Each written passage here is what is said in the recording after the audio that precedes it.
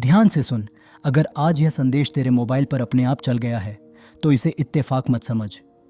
लाखों लोग स्क्रॉल कर रहे हैं, लेकिन ये शब्द तेरे कानों तक पहुंचे हैं। इसका मतलब है ऊपर वाला तुझे जगाना चाहता है। बेटा, 2 पल आंखें बंद कर, गहरी सांस ले और मान ले कि जो बात अब मैं कहने वाला हूं वह सिर्फ मोटिवेशन नहीं है। यह तेरी किस्मत की दिशा मोड़ सकती है। सरकारी परीक्षा सिर्फ प्रश्नों का पेपर नहीं होती, वह तेरे धैर्य, तेरे आत्मविश्वास और तेरे विश्वास की असली जांच होती है। तू किताब खोलता है पर दिमाग में डर बैठा रहता है। इस बार होगा या नहीं, इतनी भीड़ में मेरा नंबर कैसे आएगा, घर वालों की उम्मीदों का क्या। सुन बेटा, डर होना गलत नहीं है, लेकिन डर के सामने बैठ जाना सबसे बड़ी हार है। कई साल पहले एक लड़का था, छोटे शहर में रहता था। घर की हालत सामान्य। सब कहते थे सरकारी नौकरी आसान नहीं। उसने भी कई बार सोचा छोड़ दूं, लेकिन रोज सुबह उठकर भगवान के सामने बैठता और कहता, मेहनत मेरी, भरोसा तेरा। पहली बार परीक्षा दी, असफल। दूसरी बार दी, फिर नहीं हुआ। तीसरी बार भी नाम सूची में नहीं था। हर बार रिजल्ट के दिन टूट जाता था, लेकिन अगले दिन फिर पढ़ने बैठ जाता था। चौथी बार पेपर बहुत कठिन आया। बाहर निकलकर लगा इस बार भी नहीं होगा। पर जब परिणाम आया तो उसका नाम सिर्फ पास लिस्ट में नहीं था, चयन सूची में था। आज वही लड़का ऑफिस में बैठता है।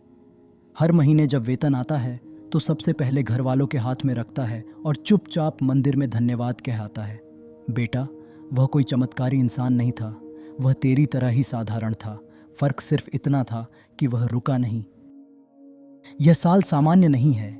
बहुत से लोग बीच में हार मान लेंगे, लेकिन जो अंत तक टिके रहेंगे उनके लिए समय बदलता है। दिव्य योग का मतलब आसमान से चमत्कार गिरना नहीं होता। दिव्य योग मतलब तेरी मेहनत, तेरा विश्वास, सही समय। और तेरे जीवन में वह समय आ सकता है अगर तू डटा रहे। एक लड़की थी, घर की जिम्मेदारियां, पढ़ाई, समाज की बातें सब साथ। कई रातें रोते हुए गुजारी। पहली बार परीक्षा में असफल, दूसरी बार मुख्य परीक्षा में अटक गई। लोगों ने कहा छोड़ दे, लेकिन उसने छोड़ा नहीं।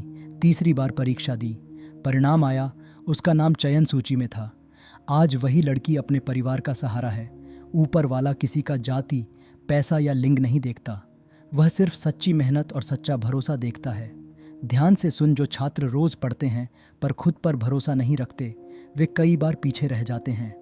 और जो पढ़ाई के साथ आत्मविश्वास जोड़ लेते हैं, वे आगे निकल जाते हैं। इसका मतलब यह नहीं कि कम पढ़ो, इसका मतलब यह है कि पढ़ाई के साथ विश्वास भी रखो। मॉक टेस्ट में नंबर कम आए तो खुद को कोसना मत, बस इतना कह आज कम था, कल बेहतर होगा। एक और कहानी सुन।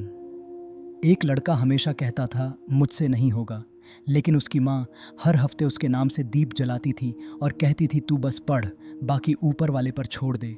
लड़का डरता था लेकिन रुका नहीं, और जब उसका चयन हुआ तो वह सबसे पहले माँ के चरणों में झुक गया। आज भी कहता है मेरी नौकरी, मेरी मेहनत और माँ के विश्वास का फल है। अगर तू यहाँ तक सुन रहा है तो समझ ले तेरे अंदर धैर्य है। हर कोई इतनी देर तक नहीं सुनता। यही धैर्य तेरे चयन की नींव है। आज से वादा कर, तुलना नहीं करूँगा, रोज़ थोड़ा बेहतर बनूंगा, खुद पर और भगवान पर विश्वास रखूंगा। अंत में तुझे आशीर्वाद, तेरा मन शांत रहे, बुद्धि तेज रहे, डर कमज़ोर पड़े और तेरी मेहनत रंग लाए। अगर यह शब्द तेरे दिल तक पहुँचे हैं तो मान ले ऊपर वाले की कृपा चल पड़ी है। और अगर तू चाहता है कि तेरी मेहनत की अरदास प्रभु के चरणों तक पहुँचे तो कमेंट में लिख, मैं 2026 की सरकारी परीक्षा की तैयारी कर रहा या रही हूँ। तेरी यह प्रार्थना मैं विश्वास के साथ अर्पित करूँगा।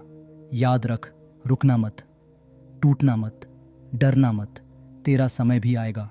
यह सिर्फ प्रेरणा नहीं, आशीर्वाद है। जय सिया राम।